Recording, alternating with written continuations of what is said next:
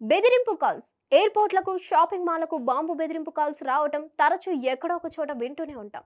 రాజకీయ నాయకులకు కూడా బెదిరింపు కాల్స్ రావడం సహజం. కానీ ఇక్కడ ఏకంగా ప్రధానికి బెదిరింపు కాల్ వచ్చింది. అది కూడా ఓ మహిళ కాల్ చేసి మరీ మోదీని చంపేస్తానని బెదిరించింది. రాజకీయ నాయకులకు బెదిరింపు కాల్స్ రావడం చూసాం. కానీ ఇప్పుడు ఏకంగా ప్రధాని మోదీకే బెదిరింపు కాల్ రావడం అంటే మామూలు విషయం కాదు. అవును, మీరు విన్నది నిజమే. ప్రధాని మోదీని చంపుతానంటూ బెదిరింపు కాల్ చేసింది ఓ మహిళ.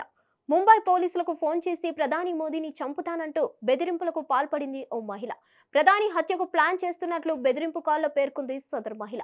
ఈ రోజు ఉదయం ముంబై పోలీస్ కంట్రోల్ రూమ్ కు కాల్ చేసి ప్రధాని మోదీ హత్యకు ప్లాన్ చేస్తున్నట్లు ఫోన్ బెదిరించింది 34 ఏళ్ల మహిళ. దీంతో అప్రమత్తమైన పోలీసులు ఫోన్ నెంబర్ ఆధారంగా ట్రేస్ చేసి బెదిరింపులకు పాల్పడ్డ మహిళను గుర్తించారు. ఈ మేరకు కేసు నమోదు చేసుకున్న పోలీసులు దర్యాప్తు చేసి ఆమెను అదుపులోకి తీసుకున్నారు.